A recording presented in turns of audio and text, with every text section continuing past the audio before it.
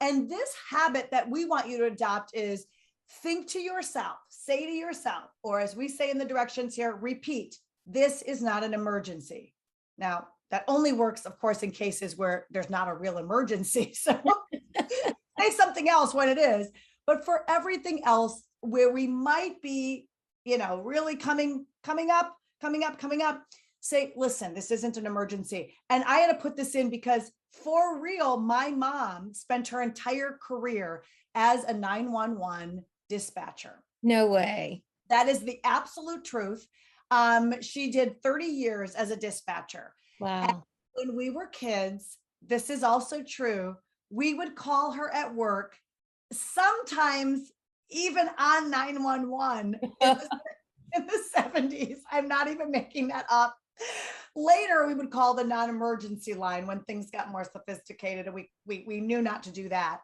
And we would call with the emergency that my sister won't make cereal for me. That felt important at the time. And what my mother would say through her gritted teeth is, this is not an emergency. Stop calling me here. So I actually have experience with this. And I think of my mom when I think about this habit is this, think to yourself, is this really an emergency? It probably isn't. And, we say this kind of jokingly, but truly this is an important habit. And if you decide as a team that this is something that you would like to work on, and maybe both of you can kind of escalate quickly. Maybe one of you has a tendency to panic. Maybe you've decided, hey, that's going to be one of our mantras. So 2 things you can do is just learn to say it and adopt it as a mantra. This is not an emergency. This is not an emergency. You could have it somewhere in your classroom, in the teacher locker, whatever it is. If that doesn't work, you can turn to your partner and I can say, okay, I know I'm really struggling right now, but I can turn to Terry and I can say, this is not an emergency, Terry. And she can say to me, Paula, you're right. This is not an emergency. And once again, you have calmed me down. All that coaching, training that you have gone through is really working. It's so helpful. And it turns out that there's quite a lot of, literature on how helpful it can be to have a strategy or to have a way of thinking about this. And when Terry and I first started talking about this, she referenced you without even prompting. You just said to me, one of my strengths is that when people really, move up here, I don't. And I just want you to talk about that. Yeah. It's one of the tools that I keep in my pocket, and I use it often. I use it at home. I use it in my work environments. Over the years, I've used this strategy to really calm people down. Whenever you're around someone who's very calm, they're talking with a soothing voice, they keep it even, I say. It brings the situation down. It's almost like a de-escalation tool in and of itself, because it's really hard to yell and be excited and angry when you're talking to somebody and they're not matching that emotion. They're sort of at a 5. So I kind of remind myself and others, when others are on a 10, you keep it on an 8 or 7 or whatever your number is.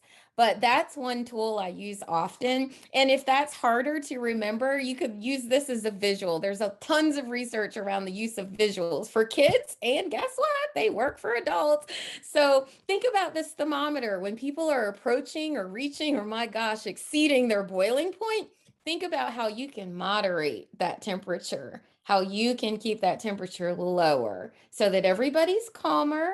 And when the temperature is great for everybody, we're more comfortable. So let's look at one more idea in this, this is not an emergency section. Let's talk about the idea, the strategy of asking, are my thoughts helping me right now? So when you find yourself spiraling, when you find yourself in this really negative space, it can help to take advice from a bomb disposal expert. So this is from a piece by Eric Barker, who interviewed someone who was a bomb disposal expert for the US Navy, high pressure, high stress. And one of the takeaways was that, that anybody in any situation might find themselves, having a lot of doubts, might find themselves having lots of fears, might find themselves unable to get out of this rabbit hole. And a question that you can, bring in is a question of examination. Like, really look at those thoughts. Are these thoughts helping me? And if those racing thoughts are not helpful, we want to look for a way to get out of them. And in fact, this particular bomb disposal expert suggests take action, make a decision, plan the next step, right? Don't stay in this state where you are going round and round and round, but gently move on.